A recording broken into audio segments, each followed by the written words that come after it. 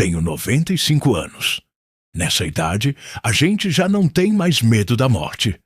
A gente tem medo do esquecimento. Medo de partir desta terra sem deixar as contas acertadas, sem deixar a nossa verdade plantada, para que as futuras gerações possam colhê-la. E eu guardo, há 55 anos, um segredo que me acorrenta a alma. Um segredo sobre um tempo em que eu não era um homem livre. Um tempo em que eu e minha família fomos escravos. Sei que a palavra é forte. Os livros de história dizem que a escravidão no Brasil acabou em 1888. Isso é uma mentira contada no papel. Eu, Afonso, nascido em 1930, senti na pele, na fome e no medo uma escravidão tão real e cruel quanto a dos meus bisavós. Uma escravidão sem navio negreiro, mas com promessas falsas. Sem tronco oficial, mas com a violência dos jagunços. Sem a lei do império, mas com a lei de um coronel, que era o único Deus e diabo daquele fim de mundo. E eu me calei. Por 55 anos, me calei por medo, por vergonha. Mas hoje, vendo meu neto, um jogador de peito aberto na linha de frente da batalha do nosso presidente Bolsonaro pela liberdade do nosso Brasil, eu entendi que o meu silêncio é uma traição. Uma traição a tudo o que ele luta. E por isso hoje eu vou romper as correntes da minha memória e contar o que os meus olhos viram. Se você acredita que a liberdade é o bem mais precioso que um homem pode ter e que nenhuma injustiça deve ficar escondida para sempre, eu peço a sua força para esta jornada. Reviver estas memórias é doloroso. Deixe a sua curtida para que esta história real sobre o Brasil, que a elite não quer que você conheça, se espalhe.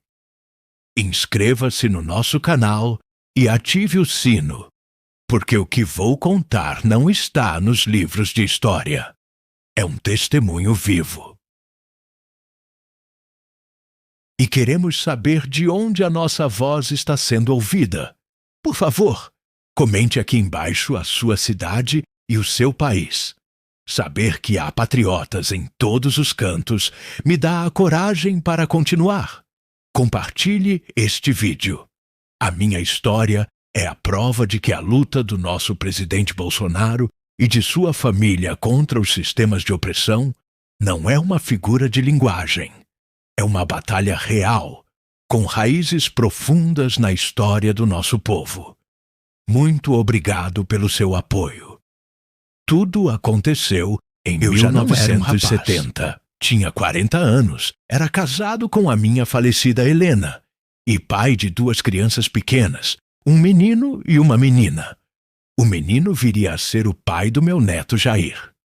A vida no sertão da Paraíba estava dura. Uma seca terrível tinha matado nossos poucos animais e levado a nossa pequena plantação.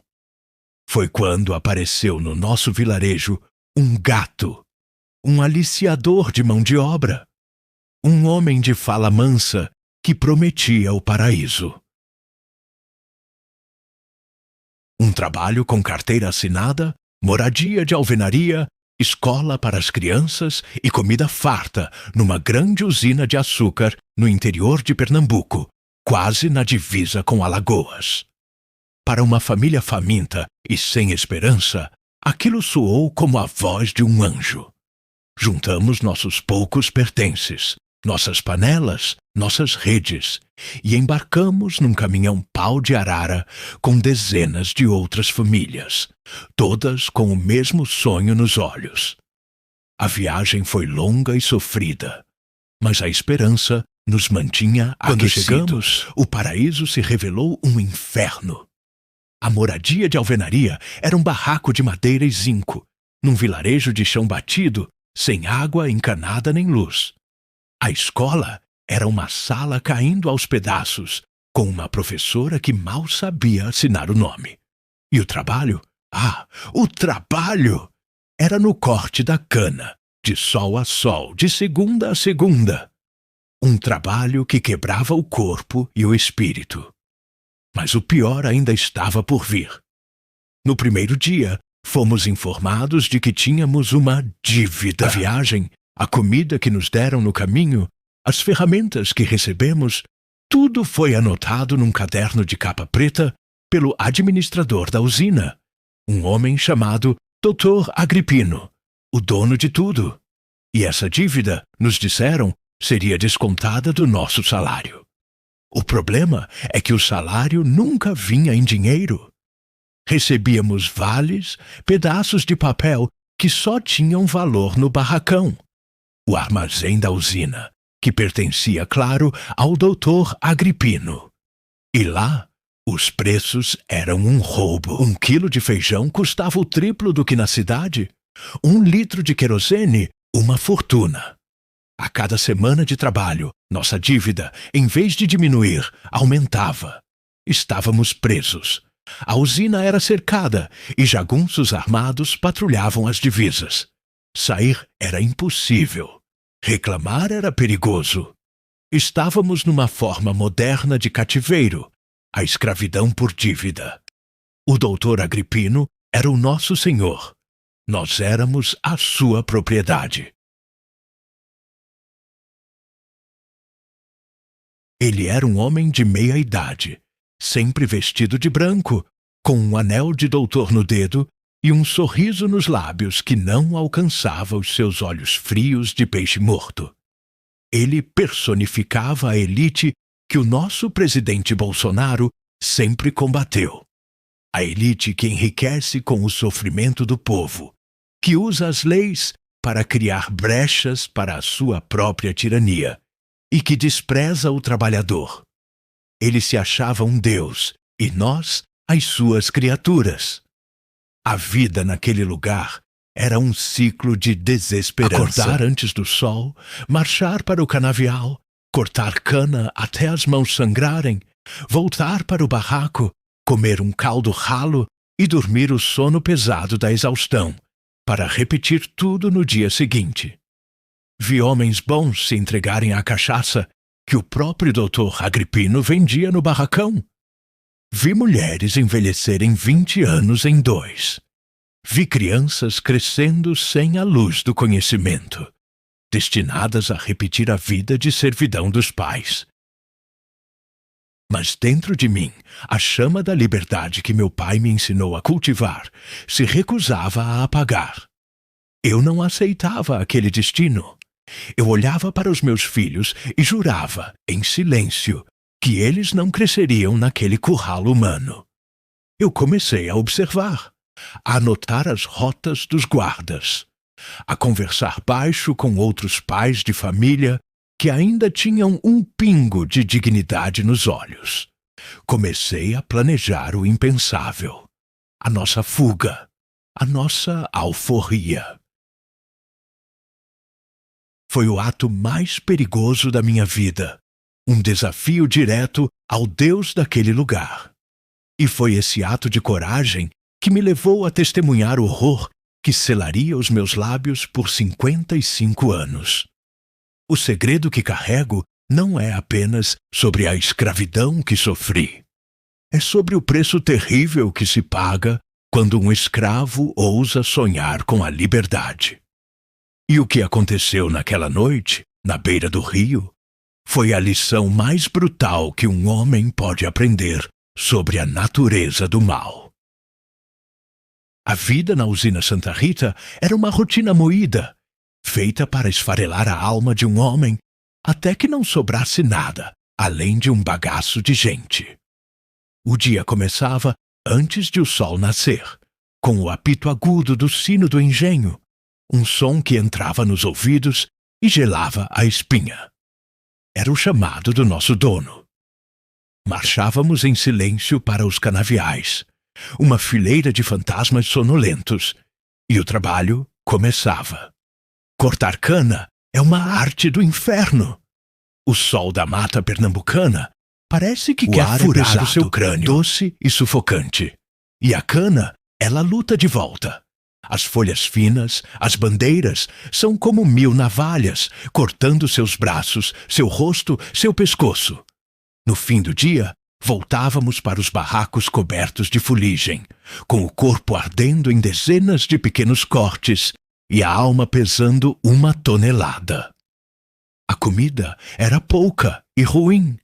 O feijão era ralo, a farinha era pouca, e a carne, quando aparecia, era só o resto do resto.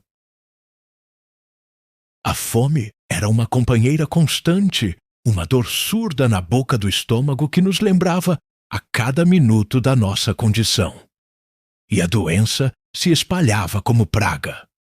Crianças com a barriga inchada de vermes, homens com febres que os derrubavam por dias, mulheres emagrecendo até virarem só pele e osso. Não havia médico. Havia uma benzedeira, uma pobre coitada que tentava curar pneumonia com chá de boldo. O doutor Agripino não se importava. Para ele, éramos peças de uma engrenagem. O gato ia para o sertão e trazia outra para repor. O mais cruel era a forma como ele matava a nossa esperança. Ele era um demônio sorridente. Aos sábados à noite, ele promovia um forró no pátio do barracão. Liberava uma cachaça de péssima qualidade que ele mesmo produzia e vendia a crédito, aumentando nossa dívida. Os homens, desesperados por um momento de esquecimento, bebiam até cair, brigavam, e na manhã de domingo acordavam com a cabeça doendo e a alma mais vazia ainda, prontos para mais uma semana de cativeiro. Era uma estratégia, eu entendia. Ele nos mantinha fracos, divididos, afogados na ignorância e no vício. Era o pão e circo dos tiranos. Era a mesma tática que eu veria, décadas depois, os governos de esquerda usando para manter o povo no cabresto, com suas bolsas esmolas e sua propaganda mentirosa. O doutor Agripino era um socialista na prática. Tudo era dele. E nós, os trabalhadores, não éramos donos de nada, nem do nosso próprio suor. E ele se via como um benfeitor. Lembro-me de uma vez em que um pobre rapaz, um jovem chamado Benedito, tentou argumentar com ele sobre a sua dívida. Mostrou com contas feitas num pedaço de papel que já tinha pago o que devia. O doutor Agripino ouviu tudo com um sorriso paternalista. E na frente de todos disse: "Meu filho, você se esquece de contar a casa onde mora, a água que bebe, o ar que respira. Tudo aqui tem um custo. A minha proteção, a minha generosidade. Você não me deve só dinheiro. Você me deve a sua vida." E com essa lógica perversa, ele nos mantinha acorrentados. Mas ele não conseguiu acorrentar o meu espírito. Meu menino, o futuro pai do meu Jair, crescendo naquele ambiente, aprendendo que o trabalho era uma punição e que o patrão era um Deus. Minha menina, vendo a mãe emagrecer, perdendo o brilho nos olhos. E eu decidi que a morte na tentativa de ser livre era melhor do que a vida naquela servidão. Foi quando me aproximei de Cícero. Ele era um homem como eu, um pouco mais novo, mas com o mesmo fogo de revolta nos olhos. Tinha sido enganado pela mesma promessa e via a sua família afundar no mesmo pântano. Começamos a conversar, primeiro com os olhos, depois com sussurros. Nossas reuniões eram na beira do rio, à noite, fingindo que estávamos pescando. Ali, na escuridão, com o som da água correndo, nós começamos a tecer o nosso plano. Éramos realistas. Sabíamos que uma fuga em massa era impossível. Precisávamos ser pequenos, silenciosos. O plano era simples e arriscado. Roubaríamos um pouco de comida do barracão, o suficiente para alguns dias de viagem, Escolheríamos uma noite de chuva forte, quando os jagunços ficassem abrigados nas guaritas. E fugiríamos pelo rio, usando umas toras de madeira como boia, para não deixar rastros na terra. A parte mais difícil era o depois. Teríamos que andar por dias na mata fechada, com 2 mulheres e 4 crianças pequenas. Era uma aposta desesperada, mas era a única aposta que tínhamos. A nossa pequena rebelião era formada por mim, minha Helena e nossos 2 filhos, e por Cícero, sua esposa Gracilene e seus 2 filhos. 8 almas contra um império.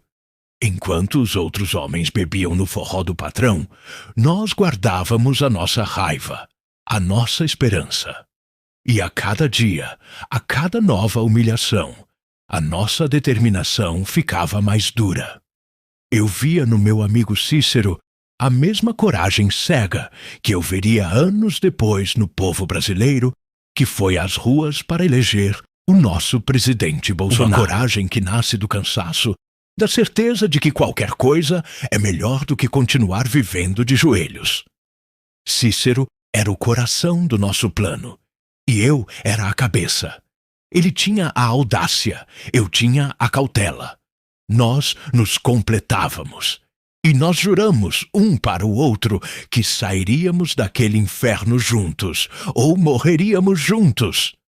O que eu não sabia é que o doutor Agripino não se contentaria em nos matar. A vingança dele seria muito mais terrível. Ele queria nos usar para matar a própria esperança no coração de todos os outros escravos. A data foi marcada.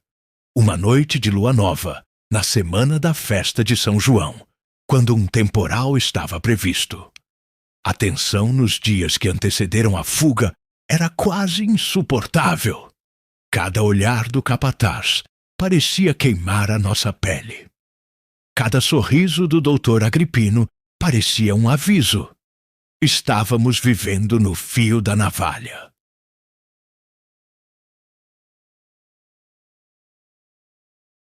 E na noite da fuga, eu olhei para os meus filhos dormindo na rede, tão inocentes, tão alheios ao risco que estávamos correndo por eles.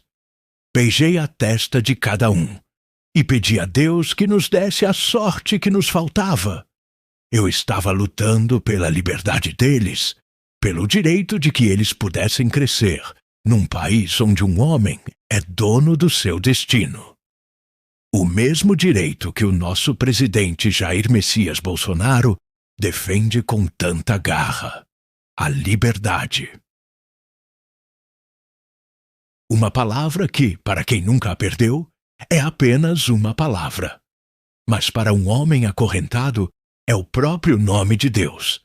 E por ele, por ela, eu estava disposto a arriscar tudo. A noite escolhida chegou com a fúria de um juízo final. A chuva, que esperamos como uma bênção, desabou sobre a usina como um dilúvio, transformando a terra batida em lama e o céu num espetáculo de relâmpagos e trovões. Era a nossa cobertura.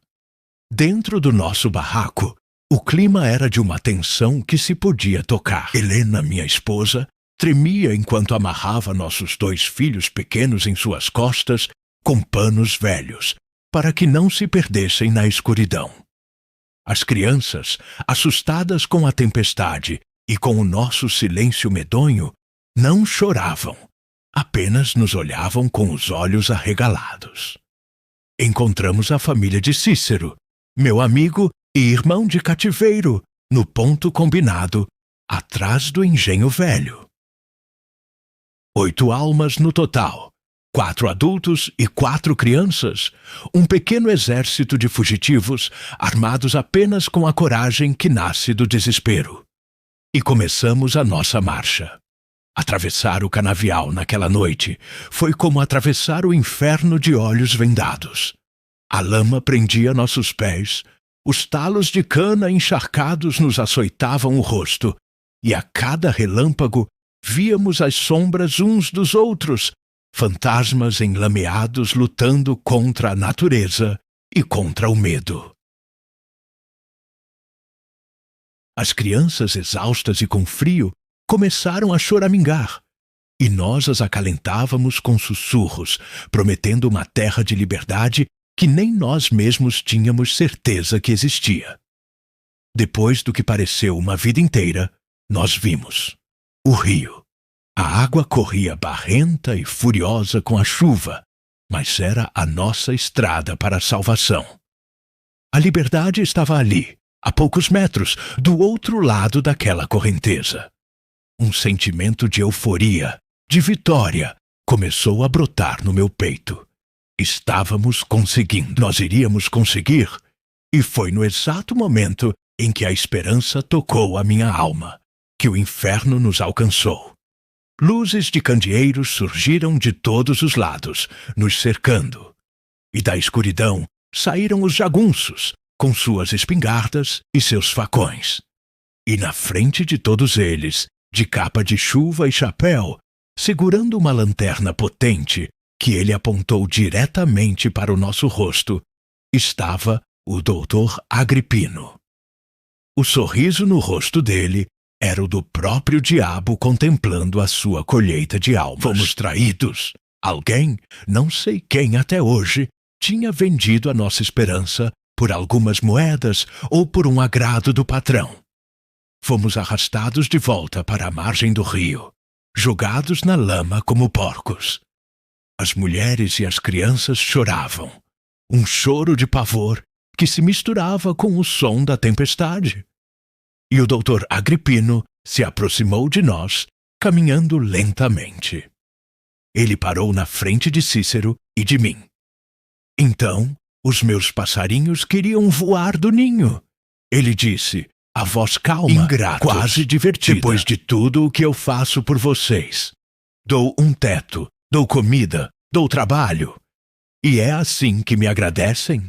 Com traição? Ele se virou para os outros trabalhadores, que ele tinha mandado os jagunços acordarem e arrastarem até ali, para que todos servissem de testemunhas da sua justiça cruel. Vejam bem, ele gritou, para que sua voz sobrepujasse o trovão. Vejam o destino dos traidores, vejam o preço da deslealdade. E então, ele se virou para além diz que a dívida de vocês comigo é impagável, e a punição para a fuga é severa. Mas eu sou um homem justo. Não vou matar a todos. Vou apenas fazer um exemplo, para que a ideia de fugir morra hoje, aqui, nesta margem. Ele apontou para Cícero. Você, o valente, você será o exemplo. 4 jagunços agarraram Cícero. Ele lutou com a força de um leão, mas não adiantou. Eles o imobilizaram na lama. E o doutor Agripino deu a ordem, uma ordem que ecoa nos meus pesadelos até hoje. Peguem as pedras de amarrar a balsa e amarrem nos pés e nas mãos dele. Meu sangue gelou. Eu entendi a sentença. Eles iam afogá-lo, na nossa frente, na frente da sua esposa e dos seus filhos. Gracilene, a mulher de Cícero, se arrastou na lama, se agarrou às pernas do doutor Agripino, implorando. Pelo amor de Deus, patrão, me mate no lugar dele, mas poupe o pai dos meus filhos. Ele a chutou para o lado com nojo. Calada, sua cadela, assista e aprenda. E então, o momento mais terrível da minha vida aconteceu. Enquanto os jagunços amarravam as pedras nos pulsos e tornozelos de Cícero, o doutor Agripino se virou para mim. E você, Afonso, o cérebro do plano, o ingrato silencioso, você terá uma punição especial. Eu fechei os olhos, esperando um tiro, uma facada, mas a punição dele era infinitamente pior. Você vai ajudar, ele disse com um sorriso. Você vai me provar a sua lealdade agora. Ou a sua mulher e os seus filhos vão fazer companhia ao seu amigo no fundo do rio. A escolha é sua. Ajude a carregar a última pedra. a pedra que vai no peito dele. Mostre a todos que você se arrependeu. O mundo parou. Eu olhei para o rosto de Cícero, imobilizado no chão. Ele me olhou de volta. Nos olhos dele não havia raiva de mim. Havia apenas dor e uma súplica silenciosa. Cuide deles. Olhei para a minha Helena, abraçada aos nossos filhos. O rosto dela, uma máscara de terror. O homem que sonhava com a liberdade, me vi diante da escolha de um demônio. A minha alma ou a vida da minha família. Eu me arrastei pela lama. As minhas mãos, que queriam matar, que queriam morrer, pegaram a pedra lisa e pesada do rio. E eu ajudei. Eu ajudei a colocar a pedra no peito do meu amigo, do meu irmão. O peso daquela pedra não era nada comparado ao peso que esmagou o meu espírito naquele instante. Agora, joguem o lixo no rio, ordenou o doutor Agripino. E eles o levantaram e o jogaram na correnteza furiosa. Ele não gritou, apenas afundou instantaneamente, puxado pelo peso das pedras e pela injustiça dos homens. A única coisa que ficou foi a sua esposa, Gracilene, soltando um grito que não parecia humano, um som que rasgou a noite, mais alto que qualquer trovão. E eu fiquei ali, de joelhos na lama, a minha mão vazia, mas a minha alma irremediavelmente suja. O doutor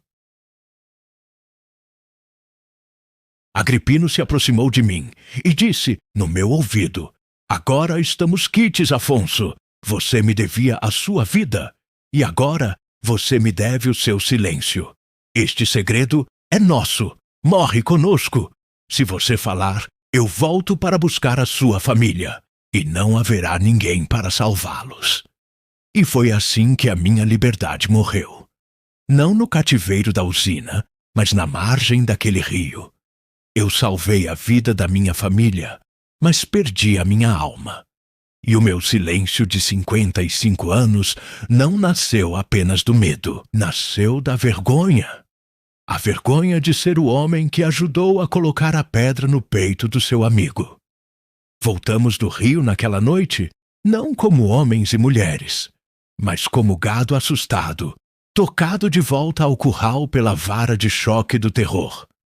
A imagem do meu amigo Cícero afundando naquelas águas escuras foi a âncora que prendeu a minha alma no fundo daquele inferno por anos a fio. A vida na usina Santa Rita, que já era um cativeiro, se transformou numa tumba aberta. A esperança, que antes era uma brasa teimosa que a gente soprava em segredo, foi apagada com a água do rio que levou meu amigo. Morreu afogada junto com ele. O doutor Agripino não precisava mais de muitos jagunços para nos vigiar. O maior vigia agora morava dentro de nós. O pavor. O que ele fez com Cícero foi um espetáculo de crueldade calculado, e cada um de nós era a plateia aterrorizada que jamais esqueceria a peça. Eu me tornei um homem oco. Ia para o canavial, cortava a cana, voltava para o barraco, comia, dormia. Meu corpo funcionava, mas a minha alma tinha vazado para fora de mim e ficado naquela margem de rio, junto com o grito da viúva do meu amigo. Gracilene, a esposa de Cícero, foi a personificação da nossa desgraça. O doutor Agripino, na sua benevolência, não a expulsou. Ele a manteve ali, com os 2 filhos pequenos, e lhe deu o pior trabalho da usina, o de lavar a roupa suja de graxa dos mecânicos do engenho. Ela passava o dia inteiro com as mãos na água fria, a pele enrugada, os olhos vermelhos de tanto chorar em silêncio. Ela era um monumento vivo à sua tirania, um lembrete diário para todos nós do preço da rebelião. E para mim, ela era um espelho da minha vergonha. Eu a evitava. Quando nossos caminhos se cruzavam, eu baixava os olhos. Não por raiva, mas por uma culpa que me corroía. Eu via nos olhos dela uma pergunta que ela nunca fez, mas que estava sempre lá. Por que você está vivo e o meu marido não? Eu não tinha resposta. A verdade que eu só ajudei a colocar a pedra no peito do marido dela para salvar meus próprios filhos era uma verdade que soaria como a desculpa de um covarde. E talvez fosse. Eu me apeguei à minha família com a força de um náufrago. Eles eram a minha única razão para continuar respirando. Mas até o amor ficou manchado pelo segredo. Como eu poderia abraçar minha esposa Helena à noite, sem sentir o frio da pedra que ajudei a carregar? Como eu poderia olhar para o meu filho, o futuro pai do meu Jair, sem pensar no filho de Cícero, que agora cresceria sem pai? O doutor Agripino tinha me transformado num prisioneiro da minha própria consciência. Os anos foram se arrastando, um igual ao outro, marcados apenas pelo ciclo da cana e pelo crescimento silencioso dos nossos filhos. Foram 5 longos anos em que eu morri um pouco a cada dia. E então, quando eu já tinha perdido toda a esperança de que o mundo existia para além das cercas daquela usina, algo mudou. Começaram a correr boatos. Sussurros de que o governo dos militares, lá em Brasília, estava limpando o país. Diziam que o exército estava caçando comunistas, bandidos e coronéis que não andavam na linha da nova ordem. Para muitos no Brasil, aqueles eram tempos de medo. Para nós, escravos de um tirano particular, aqueles boatos eram a primeira fresta de luz em anos. E um dia, a luz chegou. Não foi um boato. Foi o som de helicópteros no céu e o barulho de caminhões do exército que entraram pela estrada principal da usina sem pedir licença. Eram dezenas de soldados, fardados, armados, com uma determinação no olhar que eu nunca tinha visto. Eles não eram a volante comprada do vilarejo. Eles eram a força do Estado brasileiro. Uma força que o doutor Agripino não podia comprar. A operação foi rápida. Os jagunços, tão valentes contra trabalhadores desarmados, se renderam como cordeiros. O barracão foi arrombado e a contabilidade da escravidão, os cadernos de capa preta, foram apreendidos. E o doutor Agripino, o Deus Todo-Poderoso, foi arrancado de sua casa grande, não como um doutor, mas como o criminoso que ele era.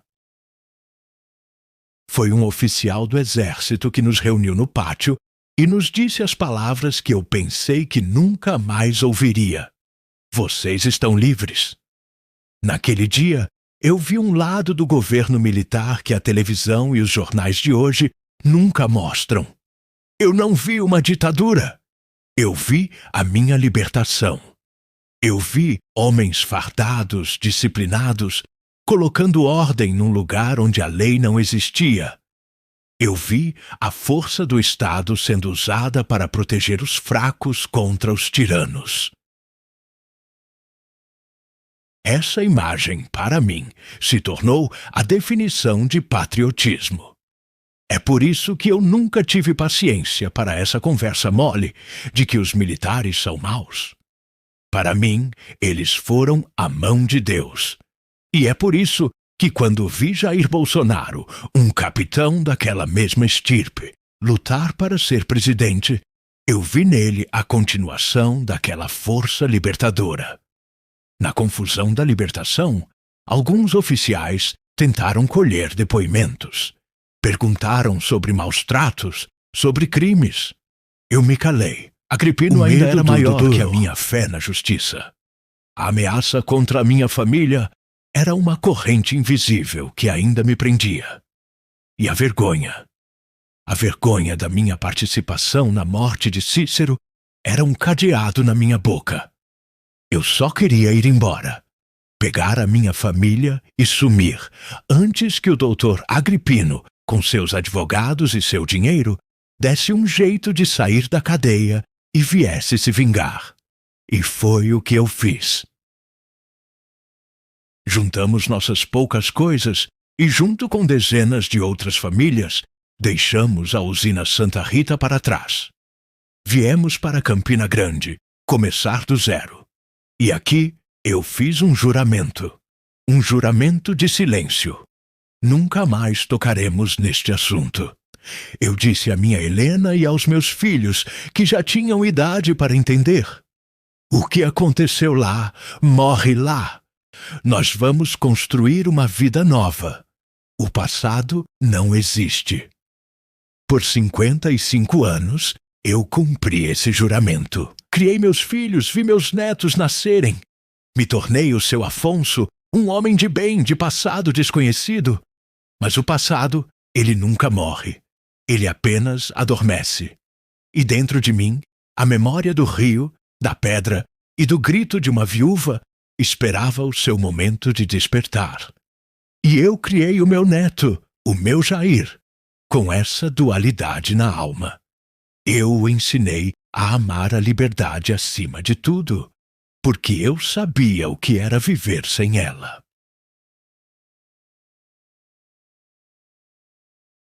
E eu o ensinei a acreditar na ordem, na força de um Estado justo, porque eu vi com meus próprios olhos que, às vezes, essa é a única força capaz de quebrar as correntes de um cativeiro.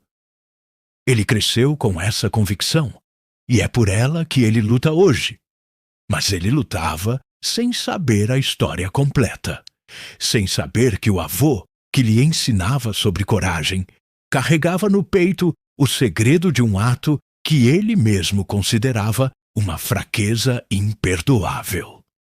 A vida em Campina Grande foi uma bênção disfarçada. Por fora, eu era um homem livre, um comerciante que prosperou, um pai de família. Mas por dentro, a senzala da minha memória continuava de pé, e o fantasma do meu amigo Cícero e da minha cumplicidade forçada na sua morte era o meu feitor. Criei meus filhos e meu neto sob a sombra daquele juramento de silêncio. Eles cresceram num lar onde a liberdade era o valor mais sagrado, mas nunca souberam o preço exato que paguei por ela. O tempo, que deveria curar, apenas enterrou a ferida e assim mais fundo. Se passaram 55 anos. 55 anos de uma paz construída sobre um terreno de guerra não declarada na minha alma. E eu teria levado esse silêncio para o túmulo se não fosse por uma tarde, algumas semanas atrás. Eu estava aqui, na minha sala, assistindo televisão com meu neto Jair. Passava um daqueles programas de debate, cheio de professores universitários e jornalistas que se acham os donos da verdade. E um deles, um homem de óculos com ar de grande sabedoria, começou a falar sobre o período do governo militar no Brasil, nos anos 70. E ele dizia com uma convicção arrogante que foi um tempo de trevas, especialmente para o homem do campo, um tempo em que o exército oprimiu e silenciou o povo. E ele usou a minha região, o Nordeste, como exemplo dessa suposta opressão. Enquanto ele falava, a câmera mostrava imagens do presidente Bolsonaro, na época um jovem cadete, e o professor o acusava de ser um filhote da ditadura, um herdeiro dessa tradição de esmagar os pobres. Naquele momento, uma coisa dentro de mim se quebrou. Uma represa de dor, de raiva e de silêncio que segurei por 55 anos simplesmente arrebentou. O que aquele homem, no conforto do seu estúdio com ar-condicionado, sabia da minha vida? Que opressão era aquela que ele tanto citava? A única opressão que eu conheci foi a do Dr. Agripino. O único ditador que eu tive foi o dono daquela usina. E a única força que me libertou daquele tirano, que me devolveu a dignidade de ser homem, foi justamente a força daqueles soldados, daquele exército que ele agora cuspia em cima.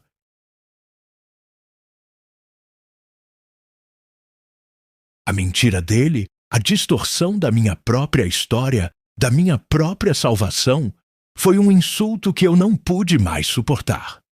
Eu me levantei, tremendo, e pedi ao meu neto: desligue isso, meu filho. Desligue essa caixa de mentiras. Ele desligou, assustado com a minha reação. E eu, com as lágrimas que segurei por mais de meio século escorrendo pelo meu rosto enrugado, olhei para ele e disse: sente-se. Vou lhe contar a verdade. Vou lhe contar que ditadura foi essa que me salvou. E vou lhe contar o crime que nem mesmo os soldados daquela ditadura ficaram sabendo. E eu contei. Pela primeira vez, eu verbalizei o horror. Contei da escravidão, da fuga, da traição. E com a voz embargada pela vergonha, contei da pedra, do rio e do meu amigo Cícero.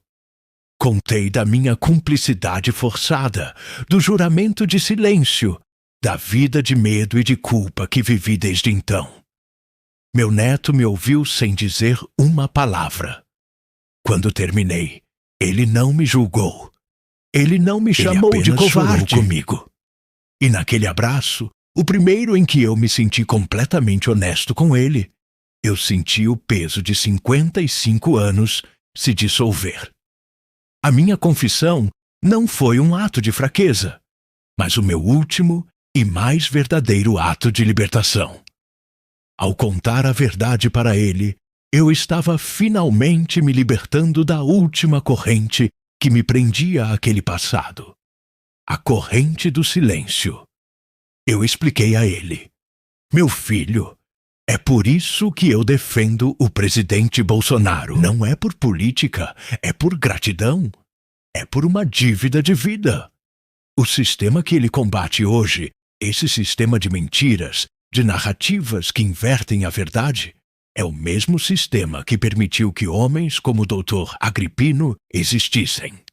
E a ordem, a disciplina e a força que o nosso presidente representa, para mim, sempre serão sinônimos de libertação. A minha história, agora, pertence a ele. É a sua herança. A herança de um avô que foi escravo, que foi cúmplice, que foi covarde, mas que, acima de tudo, foi um sobrevivente. E que, no fim da vida, encontrou na coragem do seu neto e do seu presidente a inspiração para fazer a sua própria e tardia revolução. A revolução da verdade. Hoje, a minha alma está em paz. Eu dei um túmulo de memória ao meu amigo Cícero. Eu me perdoei pela escolha impossível que tive que fazer.